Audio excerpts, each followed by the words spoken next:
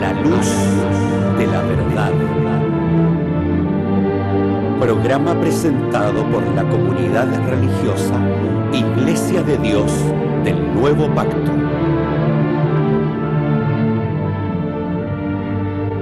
Millones de personas en el mundo piensan que la Biblia es la palabra del único y verdadero Dios.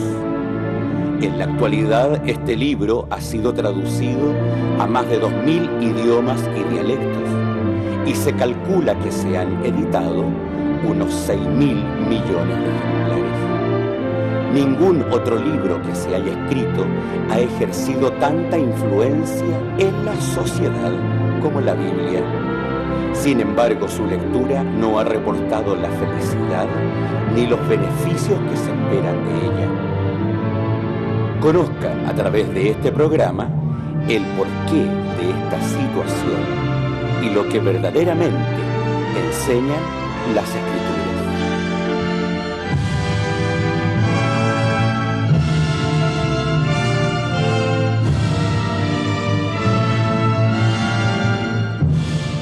Bienvenidos, queridos televidentes, a su programa La Luz de la Verdad.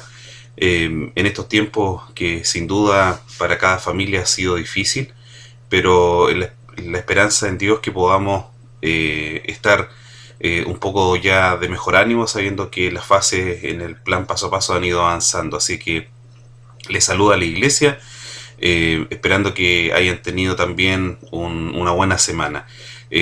Sin duda hoy día vamos a tener un tema importante del cual poder hablar, pero antes de todo vamos a dejar a nuestro pastor, nuestro hermano Francisco Ulloa, que saluda a toda nuestra comuna y a todos los que nos ven por las redes sociales, por supuesto. Pastor, que Dios lo bendiga.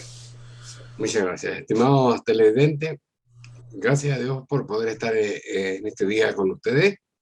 Espero que podamos tener un tema interesante con el cual hablar y que les pueda servir en su vida espiritual sobre situaciones siempre contingentes en la vida y en los estudios de los hermanos de la iglesia. Que el Señor de paz les bendiga y que puedan ustedes siempre seguir como hasta ahora escuchando nuestro programa. La paz de Dios sea con ustedes. Amén. Bueno, y como siempre, la visita a nuestra página web, que han incrementado, por supuesto, ya todo a través del tiempo, por los estudios que van subiendo, www.idnp.cl, es nuestra dirección en internet, y para que ustedes puedan también visitar y también escribir al correo de la iglesia si tienen alguna duda, alguna consulta, que es iglesiasiglo21@gmail.com. Ahí puede visitar la página web o también puede escribirnos un correo para poder, sin duda, si tiene alguna duda o cual sea la situación. Bien, vamos a pasar antes de poder comenzar, vamos a ir a una pausa musical para poder ya entrar en este tema que es bastante interesante. No quiero darle el título hasta que volvamos de la pausa para que ustedes puedan también ir poniendo atención a todo esto. Vamos y volvemos en su programa A la Luz de la Verdad.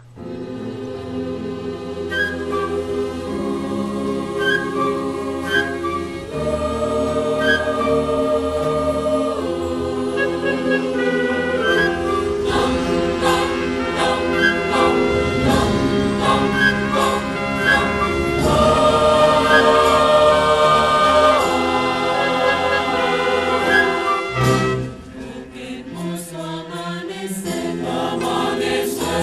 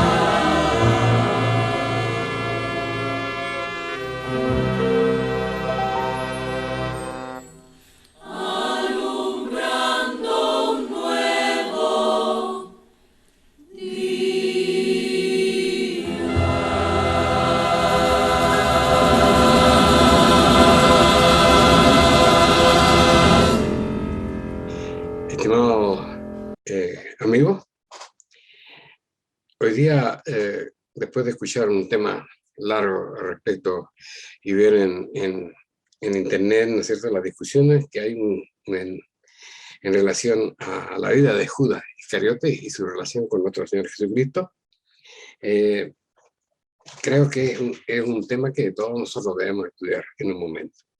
Todo surgió a raíz de una pregunta, dice, habría, ¿cómo Jesús? Esa es la pregunta, ¿no? Jesús sabía que Judas le iba a entregar. Ese es el tema principal. Jesús sabía que Judas era el hombre que iba a traicionarle.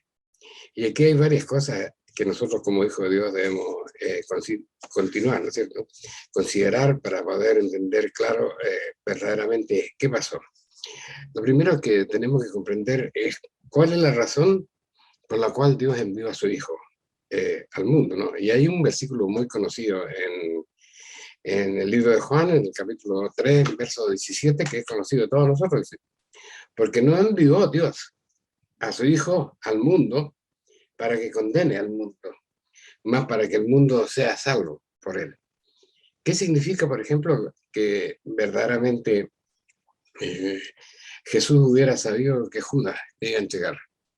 Tenemos que entender, ¿no es cierto?, de qué lo dejó, que asumiera la responsabilidad de conocer la palabra de Dios, de conocerlo a Él, de compartir con Él, y permitir, ¿no es cierto?, permitir que Él se perdiera. Y eso no va con el pensamiento de la Sagrada Escritura. ¿Cómo Jesús iba a tenerlo ahí simplemente para poder condenarlo después? Para poder entender esto, debemos examinar algunos hechos. Lo primero que debemos entender es que los apóstoles fueron un grupo único y especial, llamado por nuestro Señor Jesucristo, y en las Escrituras salen incluso sus nombres y sus atribuciones entregadas por nuestro propio Señor Jesucristo durante su ministerio. También enseña las Escrituras que fueron ellos establecidos por Jesús en una condición especial de apóstoles entre los muchos que le seguían. El texto bíblico decía en Marcos capítulo 3, verso 13, dice, después subió nuestro Señor al monte y llamó a los que él quiso y vinieron a él y estableció 12. Habían varias personas que podían ser discípulos de nuestro Señor Jesucristo, pero él estableció a 12 personas en particular. Dice, para que estuviesen con él y para enviarlos a predicar y que tuviesen autoridad para sanar enfermedades, echar fuera demonios. A Simón, a quien puso por sobrenombre Pedro, lo llamó también a Jacobo, hijo de Zebedeo, y a Juan, hermano de Jacobo, a quienes les puso un apellido especial, Bonager. Esto es, los llamó hijos del trueno. También llamó a Andrés, llamó a Felipe, llamó a Bartolomé, llamó a Mateo, a Tomás, a Jacobo, hijo de Alfeo, a Tadeo, Simón y a Judas Iscariote, el que le entregó, y vinieron a casa.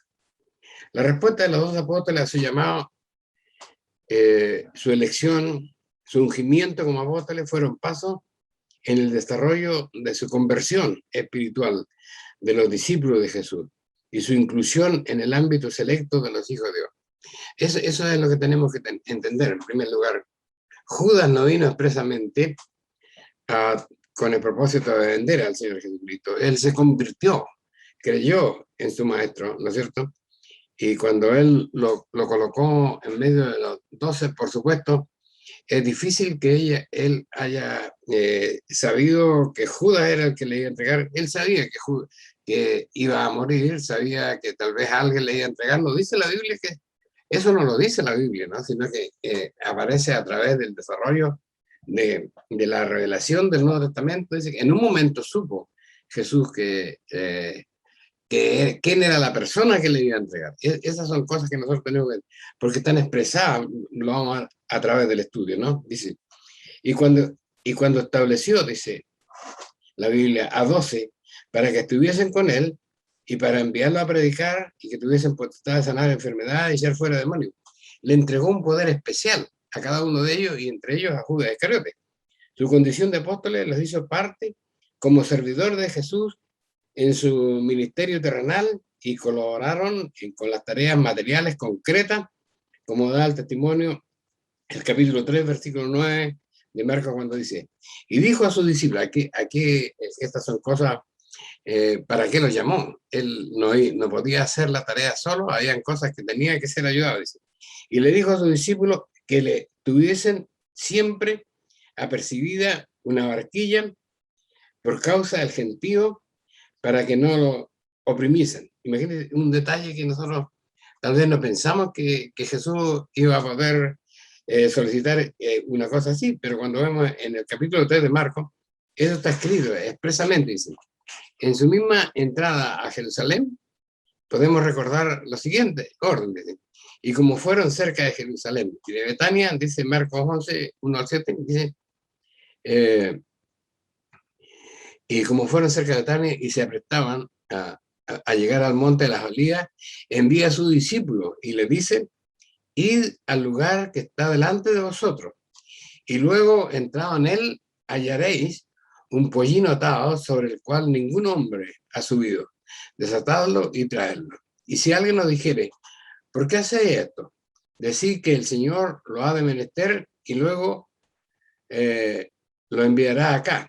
Y fueron y hallaron el pollino atado a la puerta de fuera, antes dos caminos, y le desataron. Y uno de los que estaban allí, unos que estaban allí le dijeron, ¿qué hacéis desatando el pollino?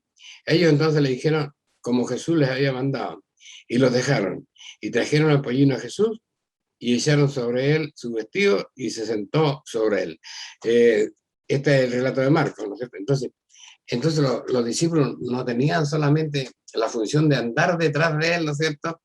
Y de ir aprendiendo, e indudablemente que tenían que ir aprendiendo lo que él les enseñaba, pero también desarrollaban funciones materiales, ¿no es cierto? Como eso de, ellos eran pescadores, había que tener un marco dispuesto donde él pudiera subirse a esa plataforma y de ahí hablarle a la gente que quedaba en la orilla.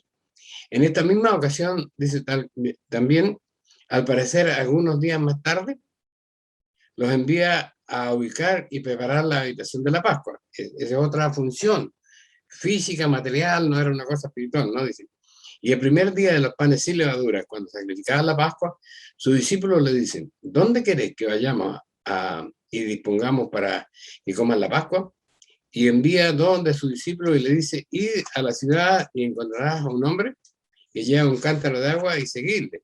Y donde él entrare, decide al señor de la casa, el maestro dice, ¿dónde está el aposento donde he de comer la Pascua con mis discípulos? Y él mostrará un gran cenáculo ya preparado, aderezado para nosotros allí. Y fueron los discípulos enviados y vieron la ciudad y hallaron como les había dicho y aderezaron la Pascua. Aquí nos demuestra la palabra de Dios que los discípulos cumplían funciones materiales, físicas, además de sus funciones espirituales y además de su propia educación. En ese mismo aspecto, Marcos 6:41 y el capítulo 8:6 nos dan claridad respecto al aprendizaje y participación en el ministerio apostólico de los 12, más allá de ser meros estudiantes de nuestro Señor Jesucristo. La posición de la iglesia entonces es que después de ver varios fundamentos, en la misma línea es que Judas creyó, se convirtió, tal vez emocionalmente, e hizo siempre lo que Cristo le indicó físicamente. Y esto sucede en las iglesias, de repente las personas tienen algún tipo de aflicción, de una enfermedad, un problema que no pueden resolver, que se encuentran sin trabajo, y por esa necesidad llegan a la iglesia y pueden servir un tiempo en la iglesia, pero después desaparecen. Es una cosa lógica y es lo que le tiene que haber pasado a Judas, porque no podemos pensar nosotros que Judas, sabiendo de que estaba condenado a muerte, Jesús lo acepta y le permite, porque ¿por qué no puede ser eso? Simplemente dice, porque él no vino a condenar a nadie, él vino a salvar al mundo. Y si él vino a salvar al mundo, haber tenido 3 años y medio tras él a Judas solamente para que se condenara, porque condenarlo a él no podía haber ninguna otra solución para la vida de Judas que no ser verdaderamente condenado por Dios el Padre, ¿no? Entonces, esas cosas son importantes para nosotros. Entonces, dice, Judas, nosotros pensamos que Judas nunca se convirtió verdaderamente. Había en su vida dos pero que nos muestra la Escritura. El siguiente detalle podía ser una falencia general. Todos los discípulos se sentían cobijados por Jesús, tenían confianza en Él, y habían cosas materiales que no les preocupaban mientras estuvieran al lado de nuestro Señor Jesucristo. Eso es algo importante que todos nosotros debemos entender, ¿no? Dice la palabra de Dios. Y como Satanás, ese es el otro punto que tenemos que entender. Mientras estaba nuestro Señor Jesucristo en la tierra desarrollando su ministerio, Satanás era lo que más le preocupaba. Él es débil, como dice la palabra de Dios, que el mundo, el lugar de Satanás, es su reino. Entonces, indudablemente que él iba a brillar a diestra y a siniestra. Cuando se bautiza nuestro Señor Jesucristo, aparece Satanás, ¿no es cierto? A probarlo cuando él está en ayuno tantos días y tan necesitado tal vez de alimentación y todas esas cosas. Satanás no rehuyó ocasión de perseguirlo y tratarlo de que volviera, de que tratara de obedecerle a él. Y como no lo logró, indudablemente que iba a perseguir el trabajo de nuestro Señor Jesucristo, y el trabajo de nuestro Señor Jesucristo partió, ¿no es cierto?, por preparar 12 personas que tenían que seguir con el propósito de Dios de entrar a la iglesia de Dios al periodo del nuevo pacto, ¿no es cierto? Dice la palabra de Dios, esta es una prueba de que eso pasó, ¿no es cierto? Dice, Satanás persiguió a nuestro Señor Jesucristo, eso no se puede dudar. También persiguió su ministerio, y ahí estaban sus discípulos con falencia que le hacían fracasar en su misión, como aquella vez que, enviados por el maestro, no pudieron echar afuera un demonio por su falta de preparación necesaria, aunque los discípulos anteriores al relato de Marcos, se ve que ellos tenían autoridad de Jesús para hacerlo. Veamos la situación en el capítulo 9, verso 26 de Marcos, el capítulo 9, del verso 14 al 26 de Marcos. Y como vino Jesús, dice, a los discípulos, vio una gran compañía alrededor de ellos. Debemos recordar de que los mandó en una misión, esta es la misión de los 12, sale en el libro de Marcos, ¿no es cierto? Y él obviamente iba a supervigilar, ¿no es cierto?, la labor que ellos estaban haciendo, y si verdaderamente estaban obrando como Dios esperaba que oraran ellos, ¿no es cierto?, toda vez que Jesús entendía que cuando él partiera, los discípulos tenían que tener todas las condiciones necesarias, ¿no es cierto?, para hacer frente a Satanás y tener una vida espiritual exitosa, de acuerdo a la responsabilidad que les caía, como era el hecho de montar en la iglesia, el periodo de la iglesia del Nuevo Pacto, ¿no es cierto? Entonces, dice ahí que vino Jesús a los discípulos y vio que estaban rodeados de mucha gente, y los escribas discutían con los apóstoles, y luego toda la gente viéndoles, dice, se espantó y corrieron a él. Llegó nuestro Señor Jesucristo y la gente se amontona para saludarlo, dice. Así dice el versículo. Y preguntóle, ¿qué disputáis con ellos? Y respondiendo uno de las compañías dijo, Maestro, traje a ti mi hijo, que tiene un espíritu mudo, el cual donde quiera que le toma, le despedaza, echa espumajo, cruje los dientes y se va secando.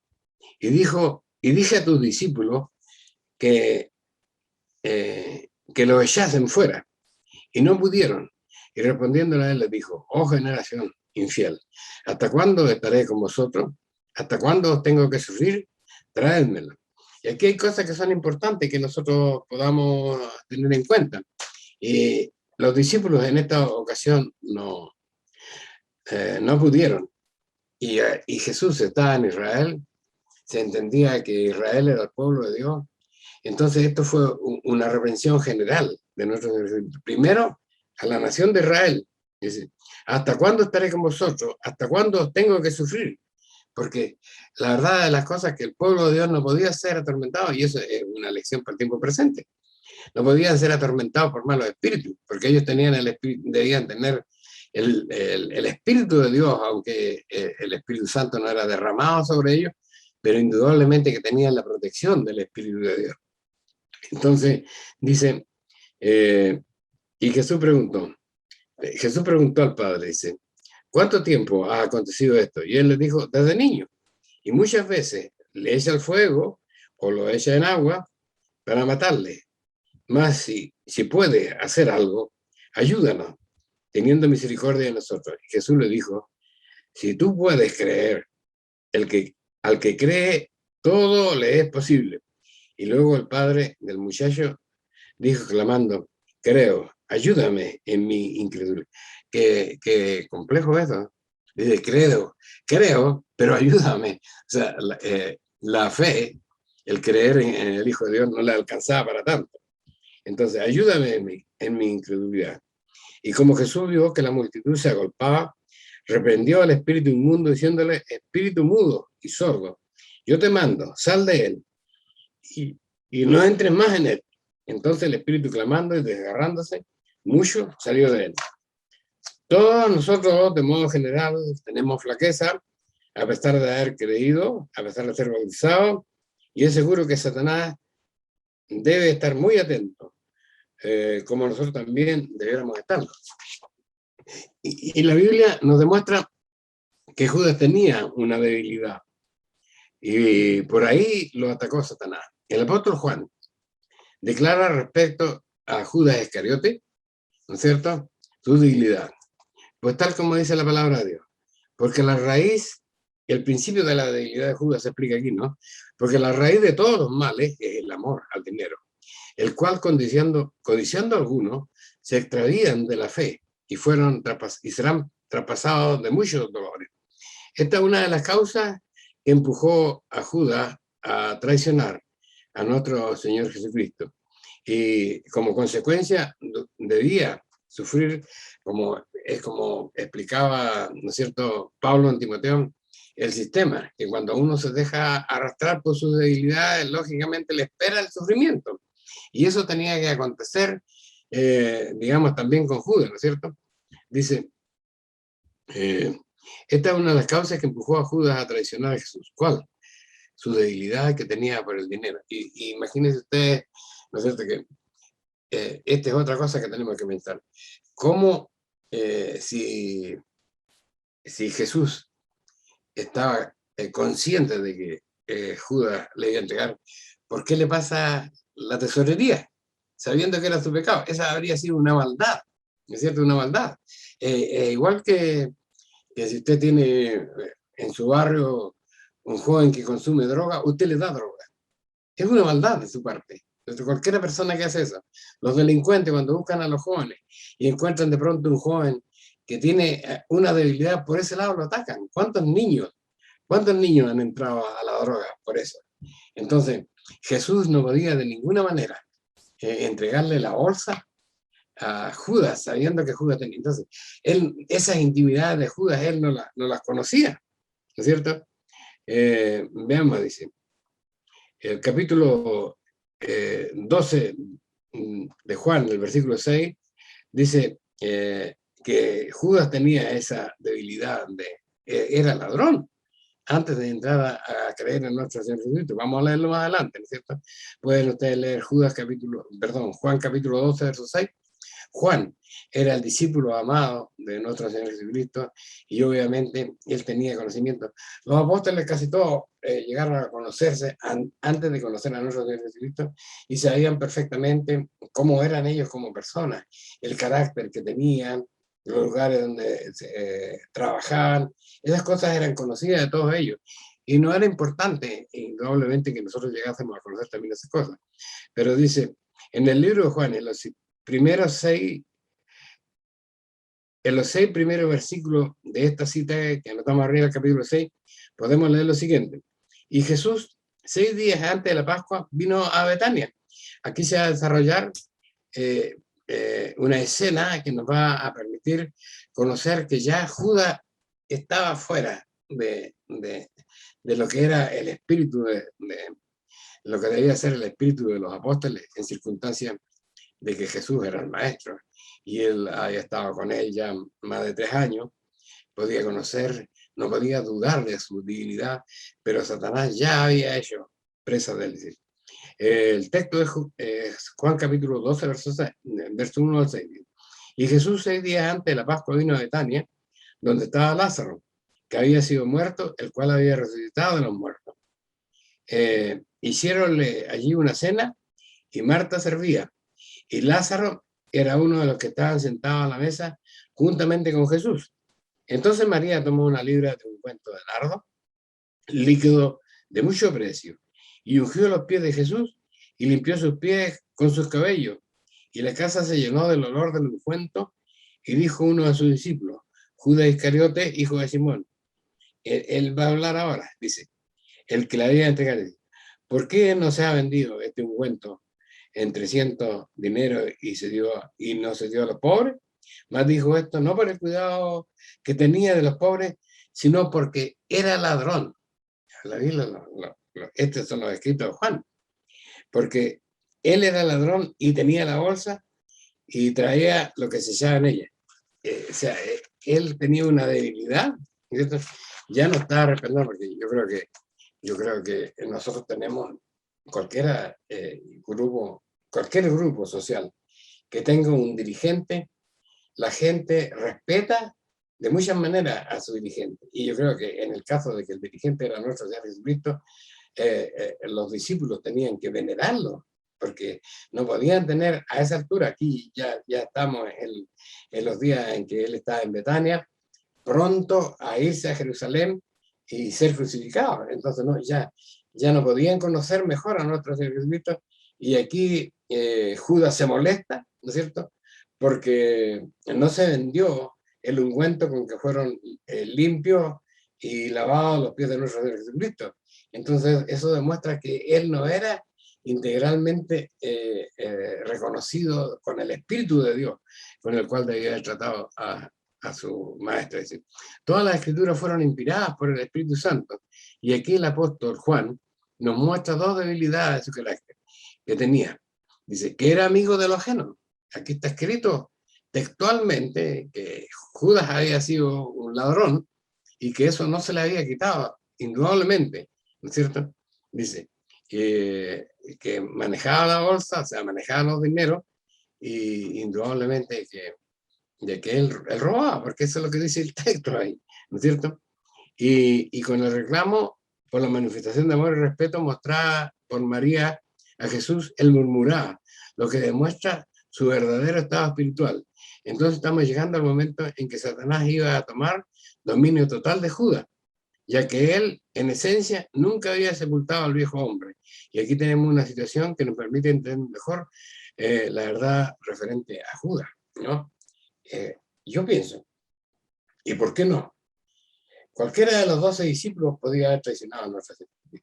Y cualquiera de los cientos de personas que le seguían podía haber traicionado al Señor Jesucristo, ¿no es cierto? Pero si Jesús sabía que Judas era, antes de tomarlo como discípulo, indudablemente que habría sido no una buena intención de Jesús, porque lo habría llevado a su condenación, tal como dice la palabra, ¿no es cierto? Dice, el que se vuelve atrás de la doctrina de la verdad, dice, es como el perro que se vuelve al vómito, ¿no es cierto? Que es igual a la puerca, dice, que ya una vez limpia se embarra nuevamente en el barro. Entonces, él no vino a perder a la gente, él vino a salvarla, y él no quería que ninguno de ellos se perdiera. Esa era la posición. Entonces sería contradictorio pensar que Jesús sabía que Judas le iba a entregar y lo toma como discípulo, le enseña la verdad para condenarlo y le da potestad para condenarlo, porque dice que ellos podían hablar de la verdad, podían echar fuera demonios, podían ungir a personas. Entonces, cualquier cosa que hicieran mal iba a ir en contra de su vida. Entonces no podemos pensar, no debemos pensar, y la Biblia no dice en ninguna parte, ¿no es cierto?, que Jesús sabía que Judas le iba a entregar. Indudablemente que más adelante sí que sabía, porque así sigue el relato, dice la palabra. Así llegamos al día de la conmemoración de la Pascua judía, cuando era el comienzo del día 14, porque Jesús, era el Cordero de la Pascua del nuevo pacto. O sea, aquí hay cosas que tenemos que entender, ¿no es cierto? La Pascua se debe celebrar el día 14, dice, entre las 2 tardes. Entonces hay un espacio de tiempo que es desde la puesta de sol de un día a la puesta de sol del siguiente día, entre las 2 tardes se celebra la Pascua. Y en ese periodo de tiempo, ¿no es cierto?, podían acontecer muchas cosas, porque son 24 horas. Entonces dice que al comienzo de la Pascua, él tomó la Pascua con sus discípulos. ¿Pero qué Pascua tomó? Tomó la Pascua judía. ¿Por qué hablamos de la Pascua judía? Porque la Pascua judía representa, ¿no es cierto?, la salida del pueblo de Israel de Egipto. Y nosotros no estamos celebrando la Pascua judía, no estamos celebrando la salida del pueblo de Israel de Egipto, aunque aconteció en el mismo momento. Nosotros estamos conmemorando la muerte de nuestro Señor Jesucristo, porque Él era la Pascua y Él es la Pascua del nuevo pacto. Entonces, esas ideas tienen que estar claras siempre en nuestra mente, ¿no? Leamos cómo fue el desarrollo. Entonces, cuando los discípulos con Cristo habían empezado a compartir el pan y el vino, entonces Judas se levanta de la cena, y Jesús se levanta de la cena, quítase su ropa, y tomando una toalla ciñóse, luego puso agua en un lebrillo y comenzó a lavar los pies de los discípulos, y limpiándolos con la toalla con la que estaba ceñido. Es como Cristo comienza este servicio, ¿no?, que comenzaba de esa manera. En la historia, esta es la historia conocida de todos. Pedro se niega a que Jesús le lave sus pies, pero tras la respuesta de nuestro Señor Jesús, Pedro le pide que lo haga. Ustedes se acuerdan de ese texto, ¿no es cierto? Dice, va Jesús a lavar los pies de Pedro y dice, tú no me lavarás los pies jamás. Entonces Jesús le dice, si no te lavaras los pies, no tendrás parte conmigo. Entonces dice, el verso siguiente dice, estoy leyendo la Pascua, ¿no es cierto?, en el libro de Juan. Señor, no tan solo mis pies, sino también mis manos y la cabeza. Dícele Jesús, el que está lavado no necesita que le lave sino los pies, mas todo está limpio. Y vosotros estáis limpios todos, aunque no todos. Aquí ya se muestra que a esta hora sí que Jesús sabía que Judas le iba a entregar, porque sabía quién le iba a entregar. Por eso dijo, no estáis limpios. Y aquí es la primera vez que la palabra de Dios señala, ¿no es cierto?, que Cristo sabía. Ahora, anteriormente, en una conversación que había tenido, ¿no es cierto?, Jesús con su discípulo, les confiesa que Él le va a entregar, ¿cierto? Y Pedro se acerca a Juan, ¿no es cierto?, y le dice, pregúntale tú, ¿quién le va a entregar? Entonces, ¿qué nos demuestra eso? Bueno, nos demuestra en primer lugar que no tan solo Jesús sabía que Judas le iba a entregar, sino que Juan, el apóstol Juan, el amigo de nuestro Señor Jesucristo, él también sabía, ¿no es cierto? Él también sabía, porque él había, porque Pedro, que era aparentemente el más grande de todos los discípulos, ¿por qué le dice a Juan? Porque Juan tenía una extremada confianza en nuestro Señor. Y después cuando en ese escrito dice él, por ejemplo, que Judas era un ladrón, Juan sabía también cuál era la verdad de cómo iba a terminar. Entonces, hay una discusión respecto a esto, ¿no es cierto? Indudablemente que no podemos nosotros ignorar las cosas que están haciendo las personas que se dice que son los discípulos de Dios, que son apóstoles de Dios, y están haciendo estas prédicas tan raras, estimados hermanos, que nosotros tenemos que saber cómo alguien puede pensar, ¿no es cierto? Cómo alguien puede pensar de que que Jesús condenó a Judas, sabían, y lo tomó como discípulo, porque si lo tomó como discípulo, lo condenó inmediatamente, porque sabía que estaba ahí. Y eso habría sido una maldad, estimados hermanos. No podemos pensar nosotros de otra cosa. Si tenemos un brasero prendido, ¿no es cierto?, y hay gente que le gusta estar al lado del juego y que se queda dormido al lado del juego, y nosotros lo invitamos a que venga a estar con nosotros y le ponemos un brasero con fuego y le invitamos a que se sienta al lado, indudablemente que lo estamos condenando a que se queme. Una cosa así tenemos que entender, ¿no es cierto? Pero no era esa la situación. Judas tenía malos hábitos antes de entrar al ministerio de nuestro Señor Jesucristo. Pero cuando oyó la predicación de nuestro Señor Jesucristo, se dio cuenta de la grandeza del hombre que estaba delante de él. Se dio cuenta que era un ser especial. Y después, por si fuera poco, ¿no es cierto?, por si fuera poco, una vez ungido, porque dice la palabra que el Señor Jesús los tomó, le enseñó la palabra, los puso delante de los demás, porque habían varios discípulos, hermano, no era ese el único, no, los 12 no eran los únicos discípulos, había mucha gente que seguía nuestro Señor Jesucristo, pero se iba quedando en el camino, se iba quedando con cosas, ¿no es cierto? Y de esta manera se iban perfilando quién iba a ser los 12. Y siempre estuvo Judas ahí, ¿no es cierto? Pero llegó un momento en que ya, digamos, la misión que estaba entregando nuestro Señor Jesucristo exigía mucho más y los discípulos tenían que dar mucho más, y ahí en eso tropezó Judas. Él pudo llegar hasta ahí, ¿no es cierto? El tener el dinero de la bolsa, por ejemplo, bueno, era más poderoso que él. Imagínense que está con nuestro Señor Jesucristo, con el Maestro al cual él le había visto. Cuando ustedes pueden conocer, por ejemplo, los momentos de debilidad, y se oye la voz, muchas veces se oye la voz de Dios, la voz del Espíritu de Dios, hablando o consolando a Jesús. Esas cosas tan grandes, por ejemplo, no tuvieron cavidad, no tuvieron caída en la mente de Judas, sino que todas esas cosas él se las echó al hombro, porque Satanás entró a él, porque Satanás sabía cuáles eran sus debilidades. Y inmediatamente yo pienso, ¿no es cierto?, en la iglesia de hoy. La iglesia de hoy tiene una gran responsabilidad, hermano. Tiene la responsabilidad de ser la luz del mundo. Tiene la responsabilidad de enseñarle a toda la sociedad, ¿no es cierto?, la verdad de Dios frente a los engaños de Satanás. Mucho más ahora todavía, ¿no es cierto?, que nosotros tenemos la fortaleza de poder darnos cuenta, ¿no es cierto?, que las cosas que están escritas en la Biblia se están cumpliendo y poder enseñárselas a la gente, y tenemos ese apoyo, estimados hermanos. Nadie puede, si nosotros mañana salimos a predicar y decimos el mundo está cambiando, y que, por ejemplo, cuando empezó la gran revolución de la sociedad frente a su gobierno a través de todo el mundo, hay una palabra, la palabra que está escrita en Lucas capítulo 23, cuando dice, una sola palabrita pequeña señala que iba a venir la revolución de la gente. ¿Y quién tomaba en cuenta esa palabra? Nadie. La empezamos a tomar en cuenta cuando empezamos a ver por qué se estaba revolucionando toda la gente. Y la Biblia dice ahí que se iba a revolucionar la gente contra sus autoridades. Entonces esas cosas nosotros, hermanos, son, digamos, un respaldo que nos va a ayudar a predicar la verdad.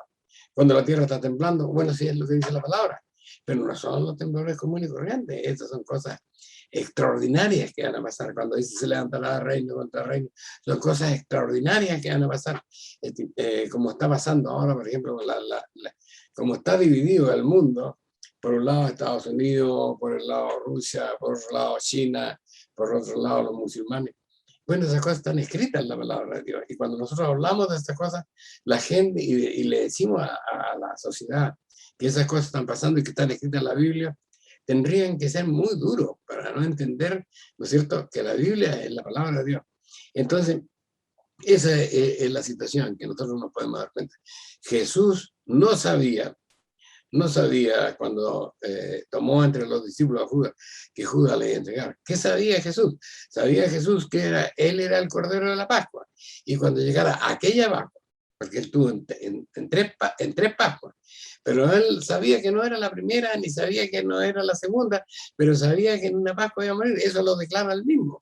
Entonces, estimados hermanos, pero no sabía que Judas le entregaría. Y cuando ya al final del tiempo lo supo también Juan, y dejó el testimonio escrito en la palabra de Dios. Y la idea más clara es lo que dice la palabra, ¿no es cierto?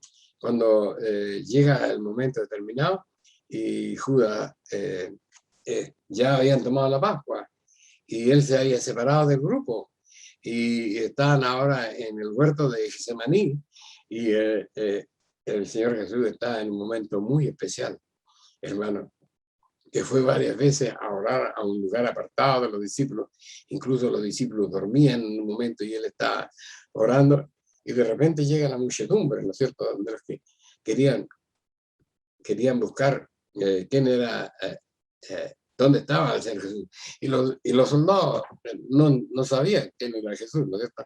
Por eso que sucede también ese momento tan grande, que lo podemos nosotros recordar, por ejemplo, cuando Moisés le pregunta a Dios. Si la gente se pregunta, ¿quién me manda? Le dice Moisés a Dios. ¿Quién eres tú? Yo soy Yahvé. ¿Quién eres tú? Yo soy el que soy, dijo. Y fíjate que, no sé si usted se ha fijado, pero eso está escrito allá en el libro del Éxodo, ¿no es cierto? Y esa palabra yo soy está escrita con mayúsculas, ¿no es cierto? Entonces, acá llegan al huerto de Getsemaní, la guardia, ¿no es cierto? La guardia de los fariseos, ¿no es cierto? Y preguntan quién es Jesús, y Jesús dice, yo soy. Y cuando está escrito eso en el Nuevo Testamento, aparece con mayúsculas. Y cuando él dice, yo soy, ¿qué pasó? Dice que se fueron de espaldas. Jesús podía haber terminado con ellos ahí, en ese minuto. Pero eso no era su futuro, estimados hermanos, no era su futuro, ¿no es cierto? Entonces aparece yo soy primero con mayúsculas y acontece ese hecho, ¿no es cierto? Que la guardia pretoriana cae de espaldas con el poder de esa gran declaración que Él es Dios, estimado hermano, porque yo soy eso, yo soy, es que Él es Dios, ¿no es cierto? Entonces después sale con minúsculas, yo soy, y ahí se levanta y viene Judas y lo besa, estimados hermanos, y consuma su pecado. Entonces, tal como dice la palabra en Timoteo, que la leímos la palabra de Pablo, dice que cuando Satanás entra al hombre, ¿no es cierto? El hombre va a ser, si no tiene la fuerza espiritual para luchar contra las intenciones que Satanás le coloca en su corazón, indudablemente que va a pecar, pero no gratuitamente. El pecado va a traer consecuencias, como la consecuencia que le trajo a Judas, que después, estimados hermanos, corrió a donde estaban los príncipes de los fariseos y les tiró el dinero que le habían dado, dice, y corrió enloquecido, y lo único que se le ocurrió fue ahorcarse. Y no tan solo eso, sino que había sido tan grande su pecado, dice que su cuerpo reventó cuando estaba colgado, estimado hermano. Entonces nosotros nos damos cuenta que Jesús, que iba a morir por toda la humanidad, no podía desear que le pasara eso a un hombre que había estado con él 3 años y medio, sino que solamente en el final del tiempo, él supo, y ya por el hecho de haber conocido la palabra de Dios y haber aceptado la presión que hizo Satanás con él, ahí ya estaba condenado, pero no estaba condenado por otra cosa, sino porque él falló respecto a lo que él había aprendido de la verdad. Entonces esas son lecciones que nosotros, estimados hermanos, tenemos que tener. Dios no quiere que ninguno de nosotros se pierda, ¿no es cierto? Y no nos ha llamado al Evangelio para que nosotros nos perdamos. Pero dentro de nosotros, como dijo Pablo una vez, la carne codicia contra el espíritu y el espíritu codicia contra la carne, para que nosotros no hagamos lo que debemos hacer, que es obedecer la palabra de Dios. Yo me acuerdo, hermano, en los principios, cuando empezamos los programas de la televisión, haber conversado con una persona, ¿no es cierto?, por teléfono, y haber hablado con ella. Era una hermana, sin lugar a dudas, y había escuchado el programa, le había agradado, estaba conmovida de haber oído la palabra de Dios. Entonces yo le pregunté, bueno, pero tenemos nuestro local acá, ¿por qué usted no viene? O si usted quiere, podemos visitarla en su casa, porque hay muchas cosas más que no hemos expresado hoy, pero que gracias a la misericordia de Dios las hemos entendido y las podemos hablar. Entonces ella me dijo, y yo noté, hermano, con mucha pena, pastor, me dijo, no puedo porque yo soy esposa de un hombre que en pocos días más va a ser el pastor de la iglesia donde yo voy. Entonces, esas cosas tan terribles. Ella tomó una decisión, ¿no es cierto? Indudablemente que yo no la puedo condenar. Y en el futuro no sabemos qué pudo haber sido de ella o qué será en el tiempo al fin. Pero Dios es misericordioso, estimados hermanos, ¿no es cierto? Y dice la palabra de Dios que cuando Él venga en su venida, dice, los que hemos seguido su voluntad y lo que hayamos logrado, ¿no es cierto? Hayamos logrado derrotar a nuestra carne, ¿no es cierto? Apartar las ideas que Satanás nos mete en la cabeza, sabiendo cuáles son nuestras debilidades. Dice, si estamos muertos, dice, vamos a oír la voz de nuestro Dios, dice, y vamos a levantarnos de la muerte. Dice, y los que estén vivos van a ser transformados. Pero eso no le va a pasar a toda la gente. Estimados hermanos, yo creo que a lo mejor la gente se da cuenta, no me he puesto a meditar en eso, o no se va a dar cuenta. En las familiares se van a dar cuenta, si alguien desaparece de su familia, se van a dar cuenta, ¿no es cierto? Pero los demás no se van a dar cuenta. Entonces, no todos van a alcanzar la grandeza que significa haber sido transformado y ser parte del reino de Dios, porque este periodo va a durar 1000 años, dice la palabra de Dios. ¿Y qué va a pasar ahí? Vamos a ser instruidos de la palabra de Dios. Vamos a conocer la verdad de Dios, porque dice que Jesús no viene para que nosotros empecemos a reinar y ser felices y se nos acabe la pena, no. Dice que él viene porque va a establecer su reino. ¿Qué significa eso? ¿No es cierto? Que establece una forma de gobierno universal. ¿Pero para qué? ¿Para qué si están todos muertos? No están todos muertos. No están todos muertos. Cuando ustedes leen el milenio, dice que mucha gente vino a celebrar, en el capítulo 14 de Zacarías dice, vino a celebrar la fiesta de las cabañas, donde está el pueblo de Dios, ¿no es cierto? Entonces va a haber mucha gente, y la gente, tras la segunda venida, dice, va a tener la oportunidad de ver el reino de Dios y de tomar una determinación, porque dice, Satanás va a ser suelto. Y aquí tal vez muchas personas, ¿no es cierto?, que antes oyeron hablar de la palabra de Dios y ahora en el tiempo de la segunda venida, ellos vean establecido el reino de Dios y vean la maravilla que va a ser el mundo, estimados hermanos, ordenado por nuestro Señor Jesucristo, se va a integrar a este equipo, ¿no es cierto?, a vivir el reino de Dios. ¿Y quiénes van a ser los gobernadores? Van a ser las personas que alcanzan el milenio. Entonces, de la misericordia de Dios nosotros no podemos poner límite, ¿no es cierto? Pero debemos conocer las cosas como son. Y yo digo, en este minuto, estimados hermanos, es un pecado grande pensar, ¿no es cierto?, que Jesús condenó a Judas desde el momento que lo invitó a ser parte de su discipulado. Y entonces esas cosas indudablemente que no son pecados cuando una persona no entiende lo que está hablando o se confunde con las diferentes ideas, porque cuando ahora en internet hay un montón de maestros, así entre comillas, ¿no es cierto?, que dice que Jesús sabía, y lo hizo para poder morir. No, Jesús vino, ¿no es cierto?, vino a entregarse, eso es. Él aceptó la voluntad de Dios, le costó, recordemos su llanto en el huerto de Getsemaní, su momento de flaqueza, pero aceptó la voluntad de Dios con todo ese dolor, completamente convencido de que no había ninguna alternativa para que él cumpliera la palabra de Dios como no fuera su muerte, su dolorosa e ignominiosamente, ¿cierto? Porque no tan solo fue la muerte así, no, sino que él tuvo que sufrir todo ese calvario que significa, ¿no es cierto?, haber llegado a Jerusalén, ¿no es cierto?, haber tenido un juicio falso, porque en realidad él no fue juzgado, fue condenado inmediatamente, ¿cierto?, y fue apostrofado, haciéndolo morir en la cruz, porque morir en la cruz era una vergüenza, estimados hermanos, era una condenación social absoluta. Entonces lo escupieron, lo golpearon, lo maltrataron. ¿Cuántas películas hemos visto? Y no son películas, está escrita en la palabra de Dios, hermano. ¿Cómo humillaron? Cuando Pedro saca su espada, desde cuando lo vayan a prender, no hagas eso. Si yo tuviera que defenderme, dice, habría miles de ángeles que envían. Él aceptó. Entonces nosotros también de la misma manera, hermano, tenemos que soportar el dolor que nos venga, ¿no es cierto?, para alcanzar la meta que están dispuestas para nosotros. Ha sido importante, estimados hermanos, poder conversar con ustedes en esta mañana. Espero en el Señor de que ustedes puedan seguir leyendo esto.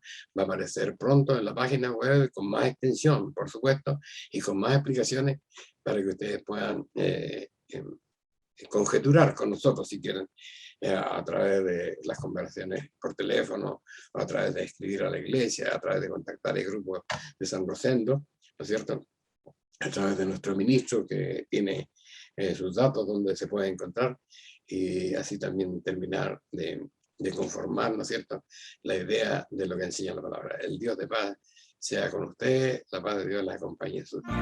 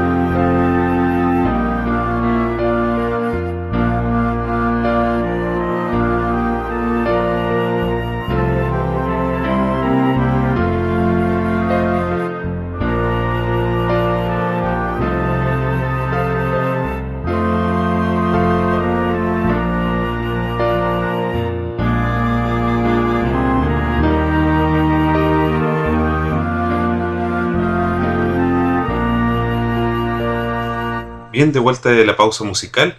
Sin duda ha sido un gran tema el que hemos escuchado en este día, sabiendo principalmente toda la información que navega en internet acerca de Judas y todos estos principios que hablan principalmente también de nuestro Señor Jesucristo. Así que ha sido un gran tema en el cual sin duda vamos a esperar que el documento llegue a la página web para poder también leerlo con más extensión. Bueno, querido televidente, ha llegado el momento de poder ya concluir este programa del día de hoy. Vamos a invitar a nuestro pastor que se pueda despedir de todas las personas que nos oyen y nos escuchan, por supuesto. Bueno, primero, dar gracias a Dios por esta oportunidad de conversar de su palabra. Las mejores bendiciones, desearle a todos los televidentes que toman un tiempo de su vida para escuchar su palabra, en la esperanza que pueda ser útil y que les pueda interesar estas cosas que estamos conversando con alguna regularidad. El Dios de paz les bendiga. Amén. Bueno, como lo hemos dicho al comienzo, www.idnb.cl, la dirección en internet, iglesiasiglo21@gmail.com, la dirección para que nos puedan escribir. Y bueno, por la plataforma del Canal 5 estamos en YouTube y también en Facebook, que también pueden ver los programas por ahí. Así que queda la invitación hecha. Que tengan una hermosa semana y nos volvemos a encontrar en un próximo programa de este canal y también de la Iglesia a la Luz de la Verdad. Que estén muy bien. Amén.